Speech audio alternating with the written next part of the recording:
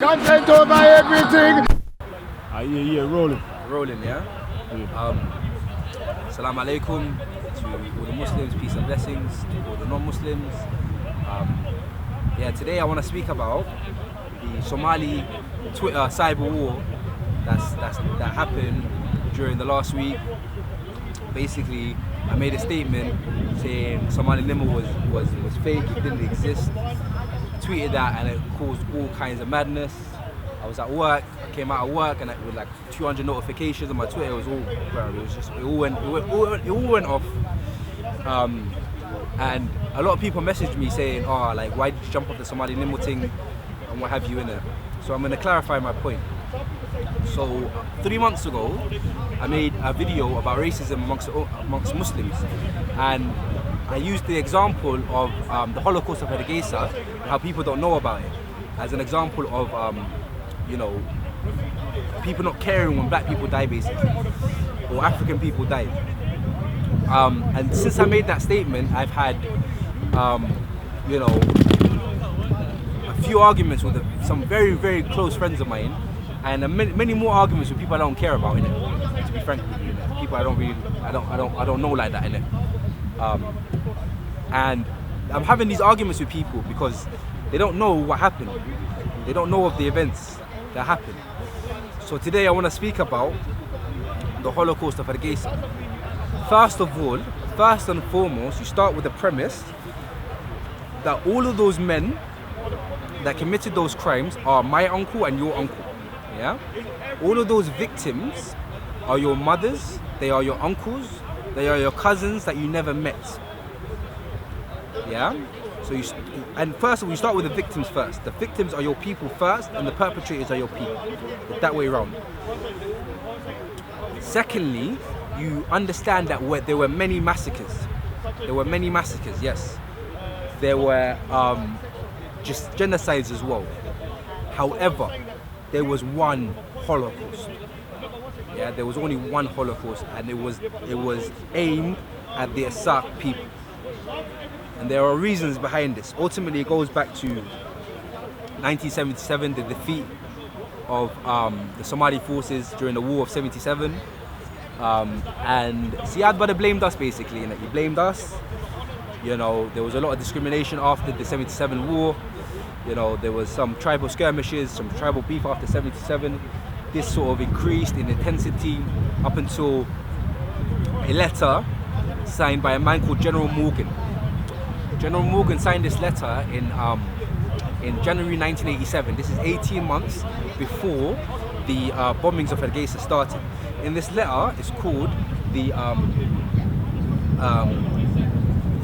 this letter basically lays out the blueprint of the Assak Holocaust.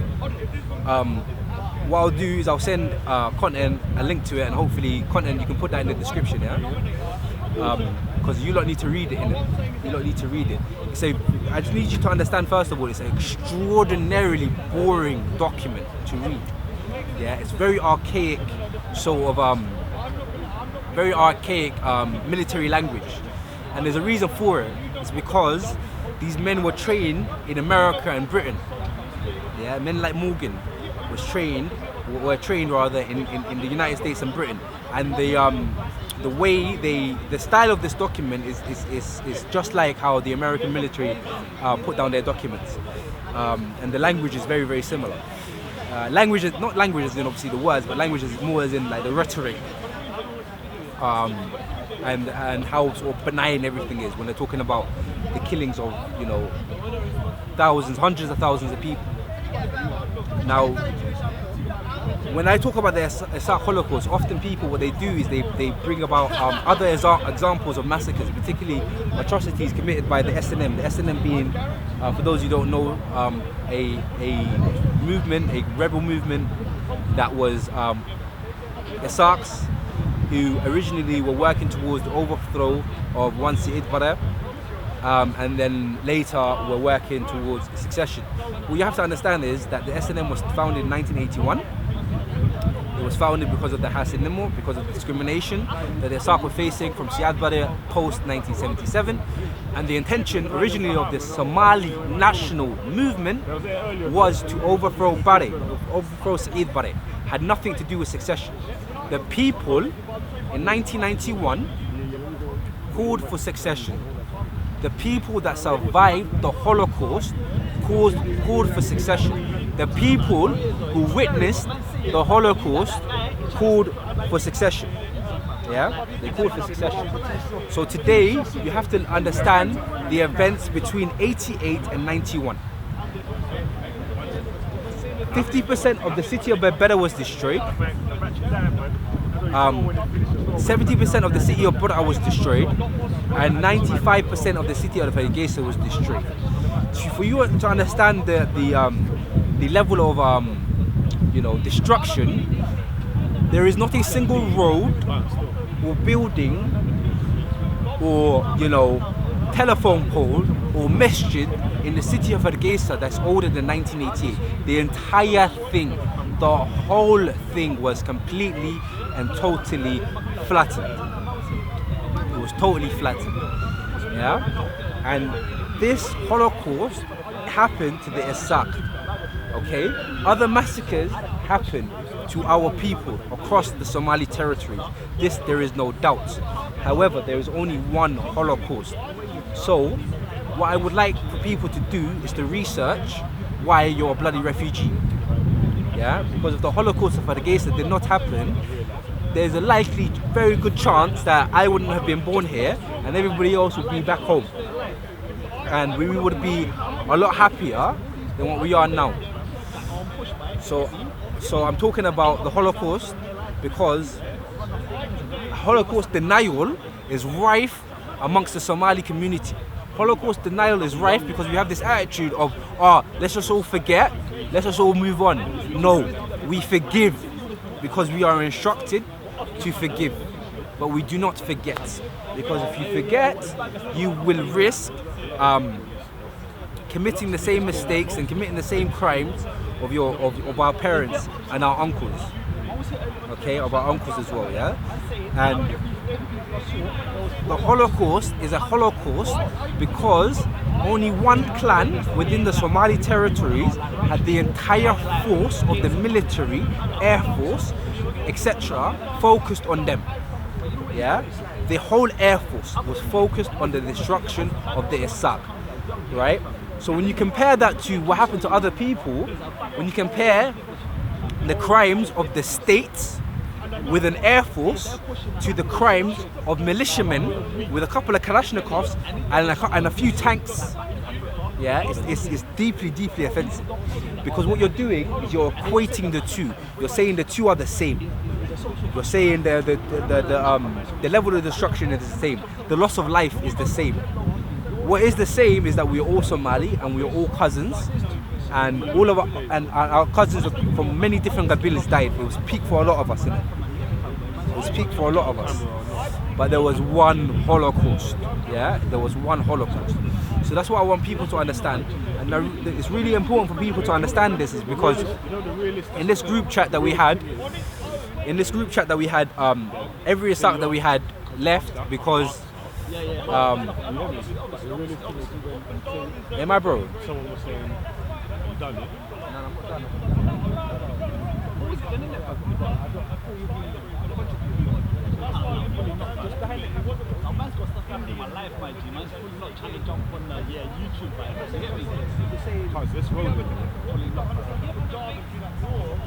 Yeah, anyway, the reason why it's really important for people to talk about the Holocaust is because if you don't understand what happened, you're simply not allowed, you are not qualified to comment or to pass judgments on Somaliland. Somaliland exists for the simple reason of the only reason Somaliland exists as it is today, yeah, is because of the Holocaust. The Somaliland came into existence in 1991, okay, because of the Holocaust that happened between 88 and 91. The reason the Holocaust is the Holocaust is because the entire force of the military was focused on us. The entire air force was focused on our destruction. That never happened to no one else. Yeah, that never happened to no one else. So please stop equating the two. And please understand and understand what happened to the Isak, because the Isak are Somali. Yeah, they are Somali, and those people that died, they are your cousins as well, bro. Yeah, and the reason I'm so passionate about this is because I am a direct survivor of it. Because I lived in Hargeisa in the mid-90s. I played in the rubble myself. Yeah, and I know what happened there. I know what happened. So let's learn of the Holocaust. Let's learn of the atrocities that were committed in retaliation of the Holocaust. Yeah, let's learn of all the massacres that were committed by Somalis, whether it was pre-91 or post-91. Yeah, ultimately we're all Somali, and those men that did the killing, they were Somali, and the people that died, they are Somali. So let's not forget our people who died.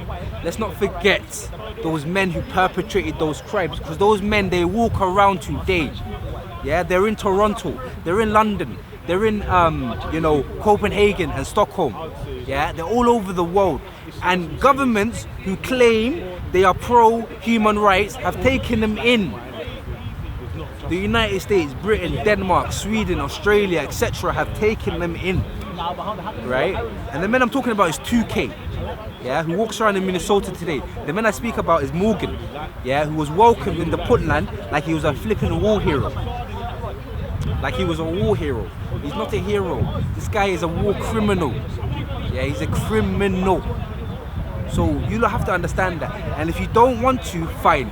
If you don't want to research the Holocaust of Hargeisa, fine. If you don't want to understand that, cool. But you are not allowed.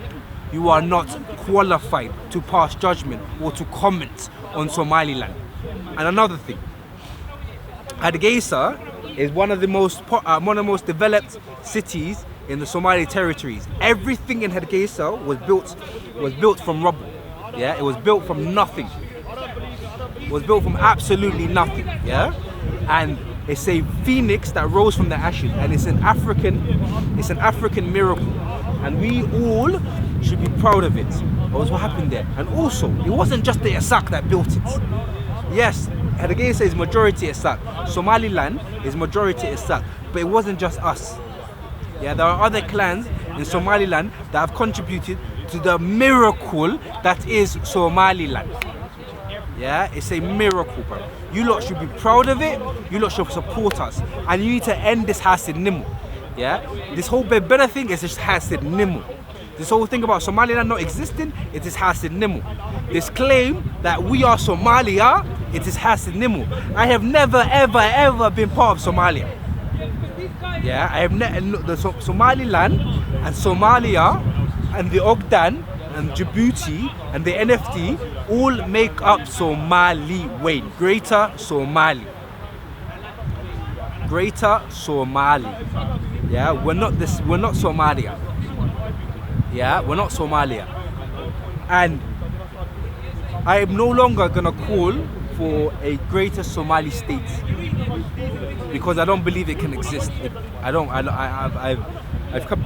come to this opinion that it cannot exist, because we the Isak, we never join you again. Yeah, because we don't trust you, basically, and we don't trust you because of what happened between 88 and 91. And the attitude of the Somali when it comes to this event is that let's forget. No, let's forgive and never ever forget. Because when you forget, you risk making the same mistakes, yeah, as our parents. That's what you risk in it. And today, amongst the youth, you have Siad Barre supporters.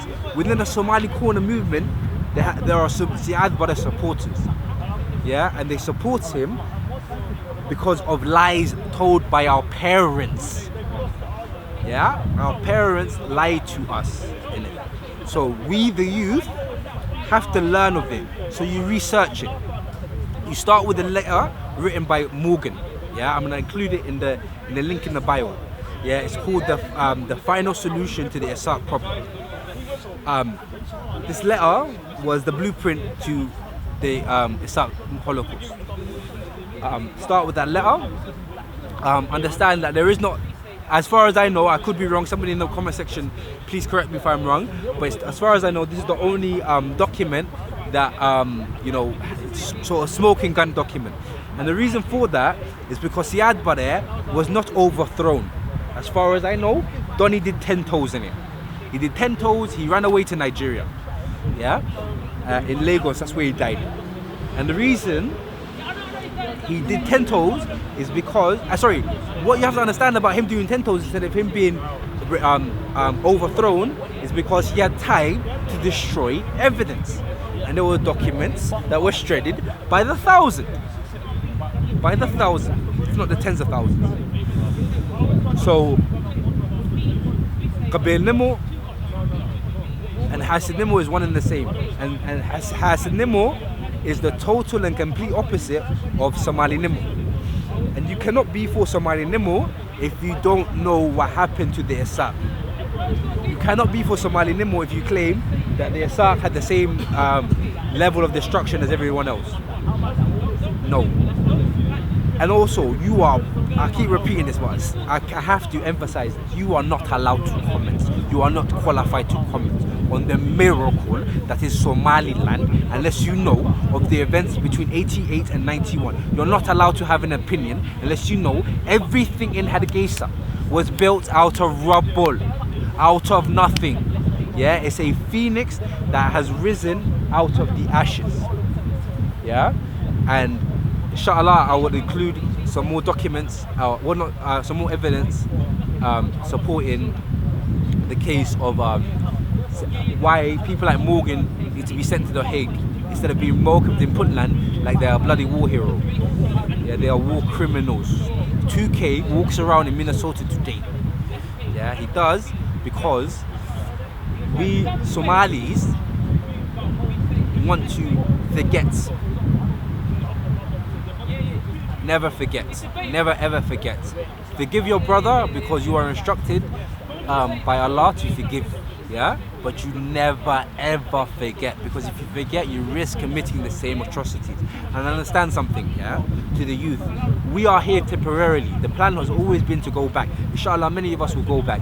And you know, it's very likely that 30 years from now, many people born in London and Toronto and Minnesota are going to be running our country. And if we are going to be running our country, we cannot repeat the same mistakes, and we cannot do.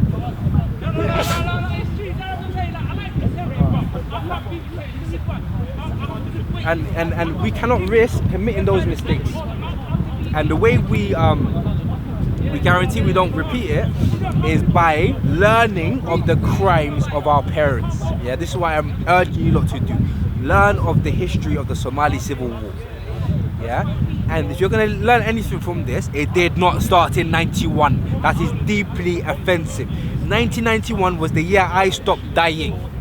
Yeah, it did not start in 91, it started in 88. Second point, we were not killed by Kalashnikovs, we were killed by carpet bombing. That means there's nothing left for you to bury, apart from like shin bones scattered everywhere. Yeah, there was no bodies to count. Secondly, nobody would even bother to count the bodies. So these death totals are estimates, and those estimates range from as little as 50,000 to up to 500,000. Yeah, up to 500,000. Now, experts, Holocaust, academics that studied the phenomenon of Holocaust, they put the number to 200,000, and that's the number I will stick to as well. But locally, it's reported up to 500,000 Iraqis were killed. Yeah, that is not the same as what happened to anyone else. Okay, it's not the same. It's not the same, because we weren't killed by Kalashnikovs, we were killed by MiG fighter jets. So research it, understand that this is a unique event within the context of the Somali Civil War. Yeah, it's a totally unique event because nobody else had the entire force of the military used against them. And I'm not talking about militiamen, I'm talking about the Somali federal government, which was my government at the time. Not the Somalian government, the Somali federal government. Yeah? Another thing, we, the Somali, got independence on the 26th of June 1960. Yeah? Because in Somaliland, we got independence first. Yeah? So stop just celebrating the 1st of July. You should celebrate the 26th of June as well. Yeah? And we got independence first. So if anything, you should celebrate the 26th of June.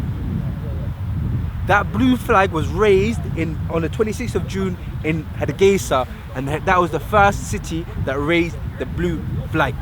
Yeah? In fact, and Isaac designed that flag, and we raised it first. And you, that Hasid Somalian, I'm gonna call you. Yeah? And I'm not talking about people from Somalia, because plenty of people from Somalia, they know what happened. The Hasid Somalian is the one who denies the Holocaust, no matter where you are. There are even some, a few Isaacs that even deny it. Like, they're so brainwashed, it's unbelievable, bro. They know so little that they don't even know what happened either.